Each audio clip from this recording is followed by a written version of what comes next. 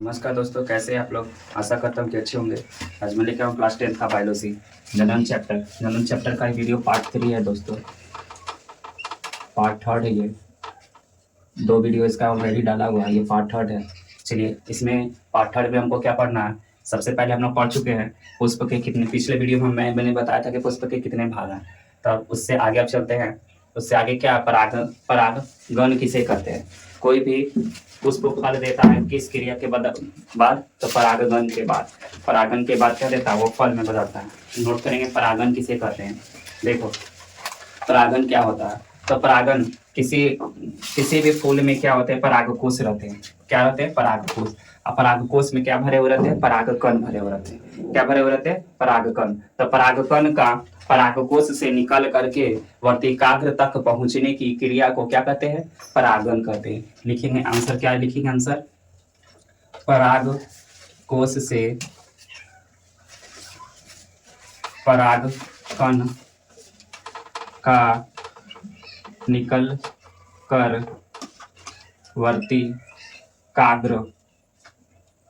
वर्तिकाग्र तक पहुंचने की क्रिया को परागन कहते हैं।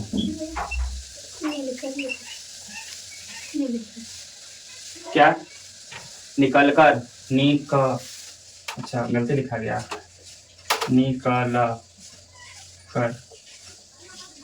निकलकर वर्तिकाग्र तक पहुंचने की घटना को क्या कहते हैं, या क्रिया को क्या कहते हैं, परागन कहते हैं। अब क्वेश्चन आता है, परागन कितने प्रकार के होते हैं। तो परागन 2 प्रकार के होते हैं। अगला क्वेश्चन क्या आएगा, परागन कितने प्रकार के होते हैं। कितने प्रकार के होते हैं परागन, आंसर लिखेंगे परागन 2 प्रकार के होते हैं। सबसे पहला क्या है, सबसे पहला क्या है,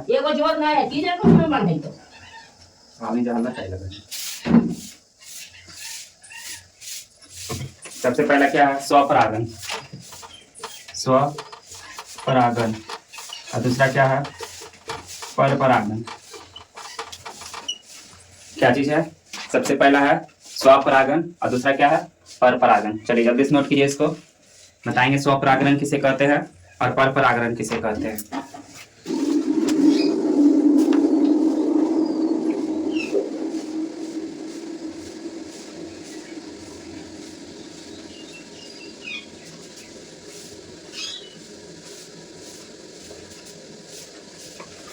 चलिए देखिए, लिखेंगे स्वपरागन किसे कहते हैं। क्या लिखेंगे, स्वपरागन किसे कहते हैं। चलिए क्वेश्चन लिखें, स्वपरागन किसे कहते हैं। स्वपरागन किसे कहते हैं। देखो, स्वपरागन किसे कहते हैं।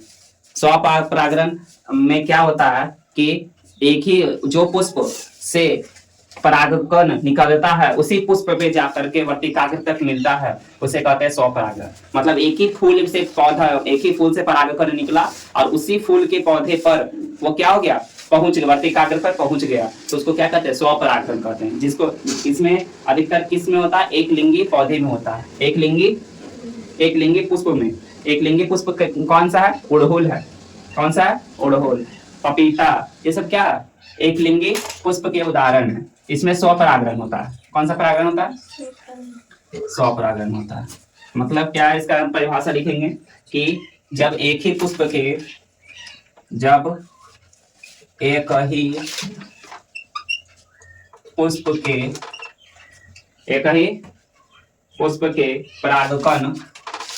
परागकण, देखो परागन और परागकण दोनों में अंतर है। इस घटना को कहते हैं परागन और जो निकलता है उसको कहते हैं परागकण। क्या बोलते हैं, परागकण। दोनों एक ही मत लिखने में। एक ही पुष्प के, जब एक ही पुष्प के परागकण उसी पुष्प के वर्तिकाग्र पर, उसी पुष्प के वर्तिकाग्र पर पहुंचती है तो इसे स्वपरागन कहते हैं। चलिए अगला क्वेश्चन रहेगा पर परागन। पर परागन क्या है? ये पर परागन किसे कहते हैं? अगला क्वेश्चन क्या आएगा? पर परागन किसे कहते हैं?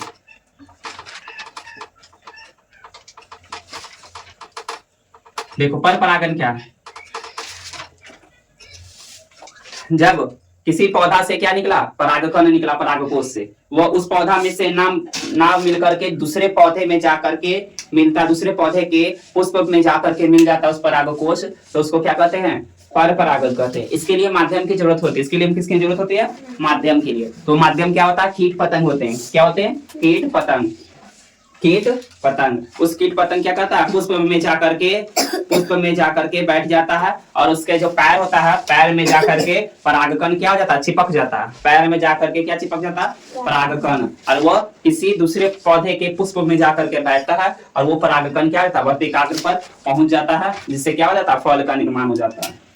चलिए लिखेंगे पर परागन किसे कहते हैं। तो लिखेंगे जब एक पौधे के परागकण दूसरे पौधे के वर्तिकाग्र पर पहुंचती है तो उसे पर परागन कहते हैं। पर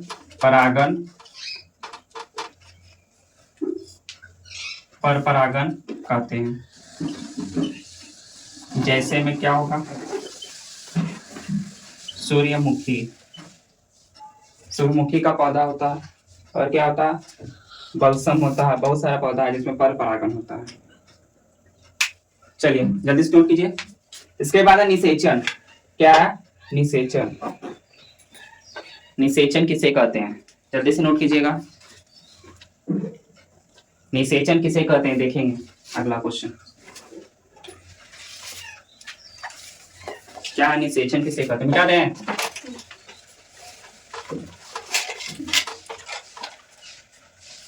देखो निषेचन किसे कहते हैं? मादा युग्मक तथा नर युग्मक को मिलने की घटना को क्या कहते हैं? निषेचन कहते हैं। मादा युग्मक अंडाणु, मादा युग्मक और नर युग्मक को मिलने की घटना को क्या कहते हैं? निषेचन कहते हैं। क्या कहते हैं? निषेचन। या तो ऐसे याद रखेंगे, नर युग्मक तथा मादा युग्मक को संलयन, नर युग्मक तथा मादा युग्मक का संलयन निषेचन कहलाता है। नर युग्मक तथा मादा युग्मक का संलयन क्या कहलाता है? निषेचन। चलिए लिखेंगे निषेचन किसे कहते हैं।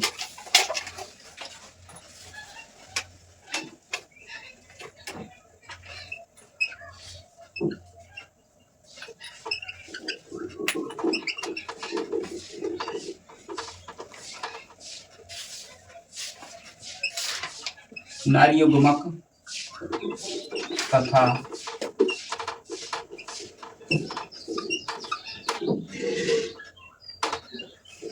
मादा युग्मक के संलयन। संलयन का मतलब क्या होता है? मिलना। संलयन का मतलब क्या होता है? मिलना। तो नर युग्मक तथा मादा युग्मक के संलयन को निषेचन कहते हैं। को क्या कहते हैं? निषेचन। चलिए जल्दी से नोट कीजिए।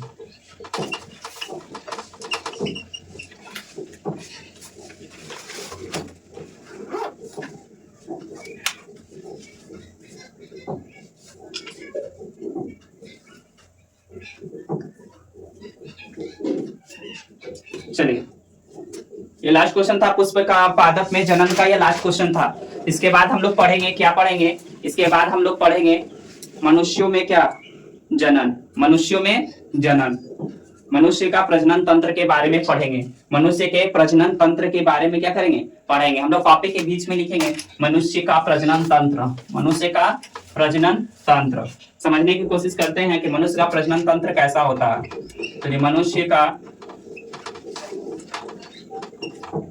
प्रजनन तंत्र मनुष्य का प्रजनन तंत्र समझने की कोशिश करेंगे इसमें कि मनुष्य का प्रजनन तंत्र क्या कैसे काम करता है और क्या है इसके बारे में। मनुष्य जो है एक लिंगी जीव है या द्विलिंगी जीव है? जवाब क्या आएगा? मनुष्य एक लिंगी जीव है। मनुष्य क्या है? एक लिंगी जीव है। कैसे? क्योंकि हर मनुष्य के पास अगर वो पुरुष है तो उसमें अलग लिंग है और वो लड़की है तो उसमें अलग लिंग है। यानी इसमें बोला जाए तो इसमें कौन सा जनन की प्रक्रिया होती है? अलैंगिक जनन की प्रक्रिया होती है, जिसमें एक नर और एक मादा की क्या होती है? आवश्यकता होती है। तो हम लोग दोनों का जनन तंत्र के बारे में पढ़ेंगे। मनुष्य में मतलब लड़का भी आ गया और क्या गया? लड़की भी। तो दोनों के बारे में हम लोग बारी बारी से क्या करेंगे? पढ़ेंगे। नर जनन अंगों के बारे में पढ़ेंगे, मादा जनन अंगों के बारे में पढ़ेंगे। तो सबसे पहले हम लोग जानते हैं कि नर जनन अंग क्या क्या क्या चीज होता है। पहले नर के बारे में पढ़ेंगे, उसके बाद मादा जनन तंत्र के बारे में पढ़ेंगे। क्या पढ़ेंगे? मादा जनन तंत्र के बारे में।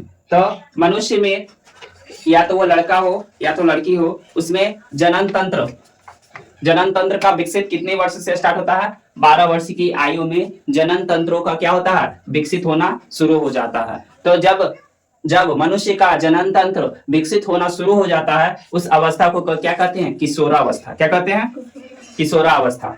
किशोरावस्था कब से कब तक रहता है? तो 12 वर्ष से 18 वर्ष की आयु को क्या बोलते हैं? किशोरावस्था कहते हैं। 12 वर्ष से 18 वर्ष की आयु को क्या कहते हैं? किशोरावस्था। उसके बाद प्रौढ़ अवस्था आता है। ऐसे करके बहुत उसके सबसे पहले होता है बाल्यावस्था, किशोरावस्था, प्रौढ़ अवस्था। आया समझ में?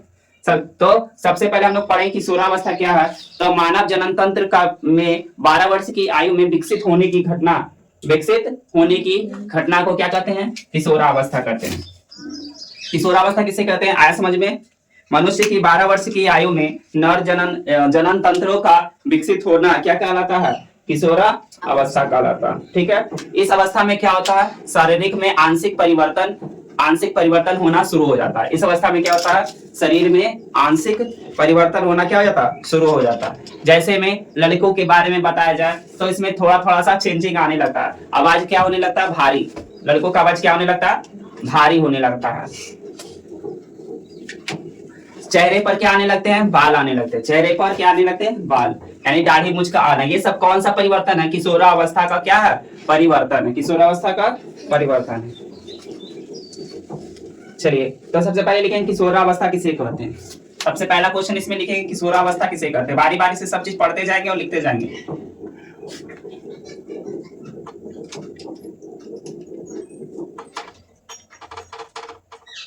चलिए, किशोरावस्था किसे कहते हैं? आंसर लिखेंगे मनुष्य के 12 वर्ष की आयु के बाद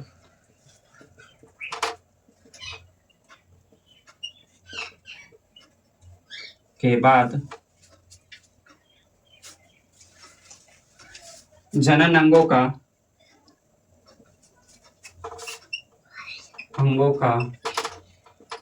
विकसित होना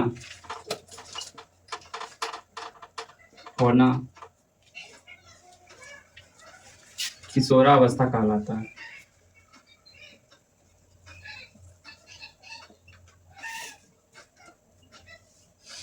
चलिए, इंग्लिश में क्या बोलते हैं? किशोरावस्था को टीन एज बोलते हैं। क्या बोलते हैं? Teen age. कहीं पर सुनी होगी तो लोग फिर टीन एज क्या है? तो किशोरावस्था को क्या कहते हैं? टीन एज कहते हैं। आया समझ में?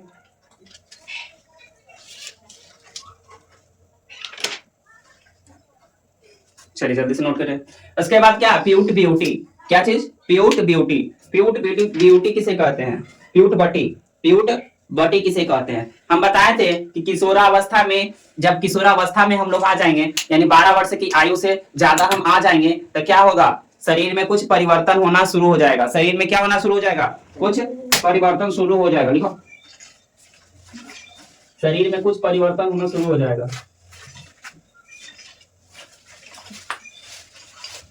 इस घटना को क्या कहते? शरीर में परिवर्तन होना शुरू हो जाएगा। जैसे लड़कों में क्या होने लगता है कि चेहरा क्या होने लगता है? चेहरा पर क्या होने लगता है? बाल आने लगता है, यानी दाढ़ी मूंछ आने लगता है। उसके बाद आवाज क्या होने लगता है? भारी होने लगता है। तो ये सब क्या है? ये सब कुछ परिवर्तन है। विकसित होने का क्या है? ये सब जब किशोरावस्था में आएंगे तो जनन अंग विकसित होने का क्या है? ये लक्षण है, इसको क्या कहते हैं, पीयूट बटी कहते हैं। क्या कहते हैं, पीयूट बटी। पीयूट बटी किसे कहते हैं, देखिएगा, पीयूट बटी किसे कहते हैं, आंसर लिखेंगे, किशोरावस्था में होने वाले शारीरिक परिवर्तन को पीयूटवटी कहते हैं। चलिए नोट कीजिए जगह, पीयूटवटी किसे कहते हैं, तो किशोरावस्था में होने वाले परिवर्तन को क्या कहते हैं, पीयूटवटी कहते हैं। पीयूटवटी कहते हैं। इस अवस्था में क्या होता है, शारीरिक से जनन अंगों से क्या होने लगता है, हार्मोन का स्राव। हार्मोन का क्या होने लगता है, स्राव होने लगता है। हार्मोन का क्या होने लगता है, स्राव, यानी हार्मोन निकलने लगता है।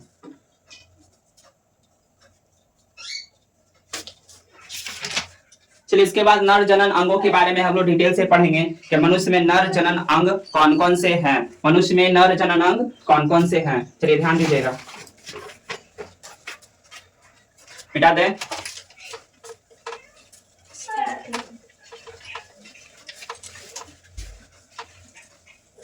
चलिए देखिए, मनुष्य के नर जनन अंग में भाग का नाम बताएं, तो मनुष्य में सबसे पहले जो प्रमुख अंग है, सबसे पहला प्रमुख अंग क्या है, वृषण है। क्या है, वृषण। प्रमुख अंग क्या है, वृषण। उसके बाद क्या है, वृषण के बाद क्या है, शुक्रवाहिनी। शुक्रवाहिनी नलिका, शुक्रवाहिनी नलिका। उसके बाद क्या है, शुक्राशय है। उसके बाद क्या है, शुक्राशय। उसके बाद क्या है, उसके बाद है शीशन। क्या है, शीशन।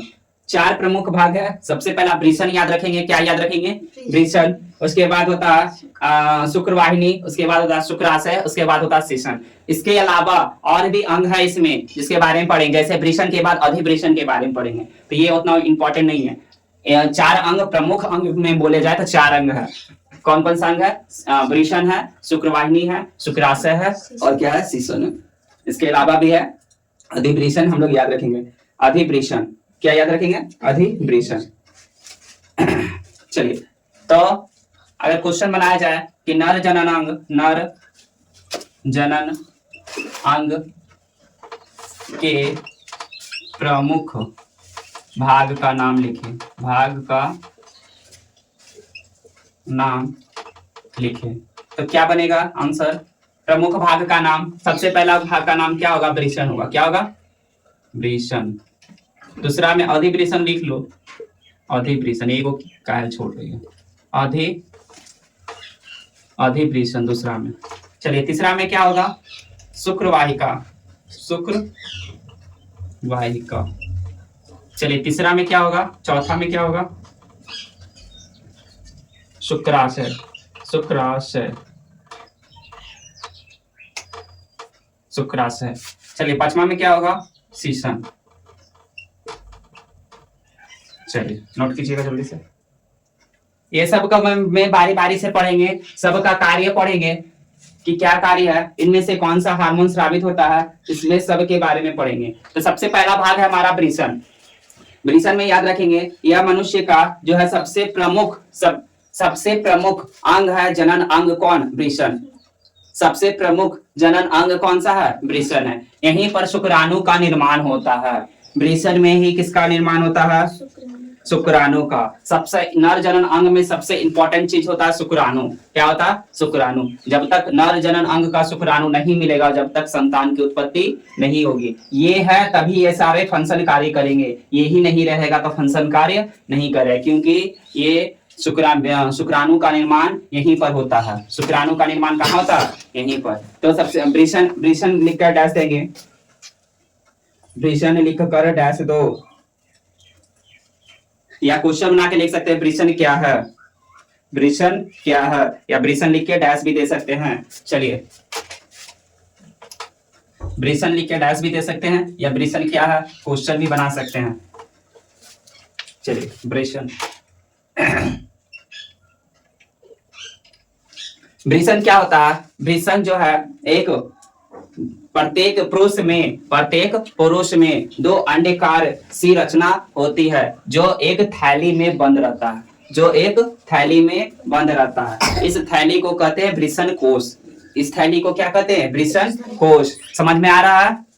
प्रत्येक मनुष्य में, प्रत्येक मनुष्य, नर मनुष्य में, प्रत्येक नर मनुष्य में 2 अंडाकार जैसी रचनाएं होती है। इसे क्या कहते हैं? वृषण कहते हैं। ये क्या कहते हैं? इसको वृषण कहते हैं। वृषण एक थैली जैसी संरचनाएं में क्या रहती है? बंद रहती है, जिसको क्या कहते हैं? वृषण कोश कहते हैं। क्या कहते हैं? वृषण कोश कहते हैं। आया समझ में? वृषण में किसका निर्माण होता है? शुक्राणु का निर्माण होता है। किसका निर्माण होता है? शुक्राणु का निर्माण होता है। 3 बात वृषण से रिलेटेड, 3 बात है जो बहुत वीवीआई है। सबसे पहला है वृषण क्या है? तो वृषण प्रत्येक नर मनुष्य में 2 अंडाकार जैसी रचनाएं पाई जाती है, जिसे क्या कहते हैं? वृषण कहते हैं। वृषण एक थैली में बंद रहता है, जिसको क्या कहते हैं? वृषण कोश कहते हैं। उसके बाद क्या है? वृषण में किसका निर्माण होता है? तो शुक्राणु का निर्माण किसमें होता है? वृषण में होता है। चलिए, इसके बाद क्या है? वृषण कहाँ पाया जाता है? तो वृषण उदर गुहा के बाहर, उदर गुहा के बाहर दोनों जांघों के बीच में क्या किया जाता है? पाया जाता है। ठीक है, चलिए लिखेंगे सबसे पहले वृषण क्या है या वृषण किसे कहते हैं। वृषण क्या है या वृषण किसे कहते हैं? तो लिखेंगे प्रत्येक नर मनुष्य में, प्रत्येक नर मनुष्य में 2 अंडाकार जैसे संरचना पाई जाती है, जिसे वृषण कहते हैं। चलिए अगला क्वेश्चन बनाएंगे हम लोग। वृषण कोश किसे कहते हैं? वृषण कोश किसे कहते हैं? चलिए आंसर लिखेंगे। वृषण जिस थैली में, वृषण जिस थैली में बंद रहता है, उसे वृषण कोश कहते हैं।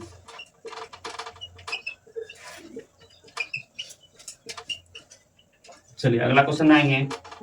वृषण में किसका निर्माण होता है?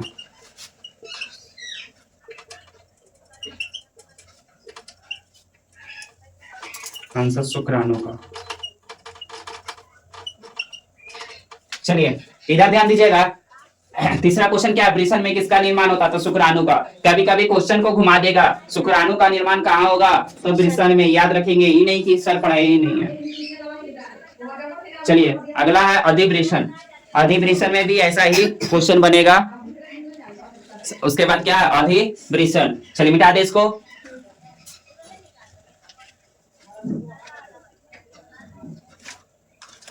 चलिए देखिए,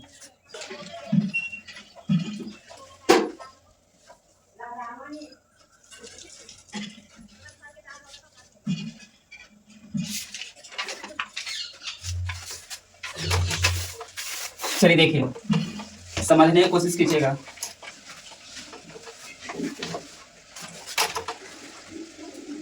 ये देखिए एक वृषण का एक पार्ट है, ये वृषण का एक पार्ट है। 2 पार्ट होता है वृषण का, तो एक पार्ट हम ले रहे हैं। ठीक है, एक पार्ट। इसमें क्या होता है ना, ऐसे ऐसे ऐसे ऐसे ऐसे ऐसे कर करके कुंडली जैसी क्या होती है? रचनाएं होती है। कुंडली जैसी क्या होती है? रचनाएं। अनेक कोशिकाएं ऐसे लपेटी हुई रहती है। इसी को क्या कहते हैं? अधिवृषण कहते हैं। एक लंबी सी नली होती है जो क्या होती है? वृषण के ऊपर क्या होती है? लपटी हुई होती है। वृषण के ऊपर क्या होती है? लपटी हुई। इसको क्या कहते हैं? अधिवृषण कहते हैं। इस अधिवृषण से एक नली निकलती है, जिसको कहते हैं शुक्रवाहिका नली।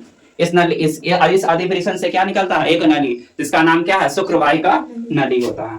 चलिए लेकिन अधिवृषण किसे कहते हैं? तो अधिवृषण, वृषण के ऊपर क्वेश्चन बनाएंगे। अधिवृषण किसे कहते हैं?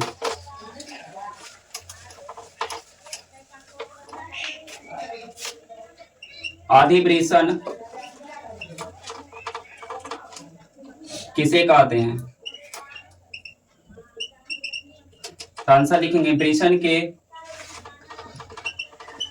ऊपर एक लंबी कुंडली जैसी एक लंबी कुंडली जैसी रचना लिपटी हुई रहती है उसे अधिवृषण कहते हैं।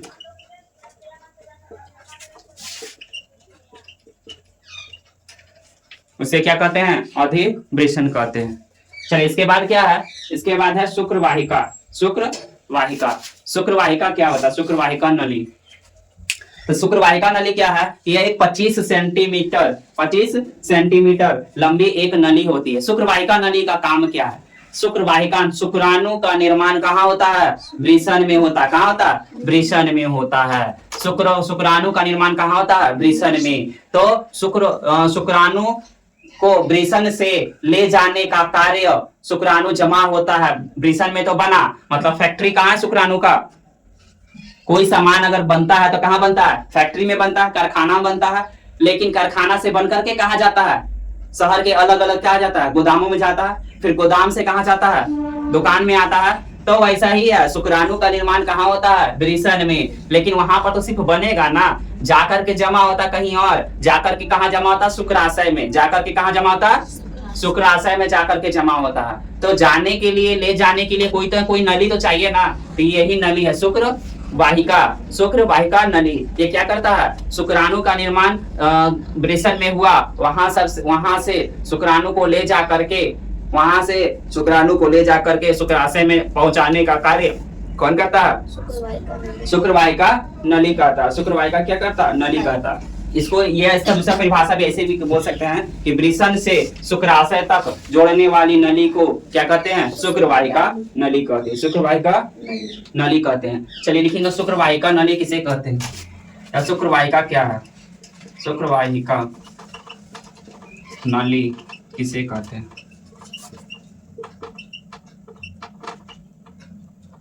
चलिए आंसर लिखेंगे, वृषण से शुक्राशय तक जोड़ने वाली नली को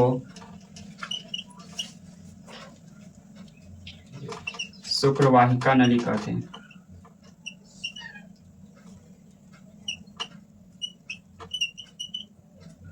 चलिए नोट कीजिएगा जल्दी से।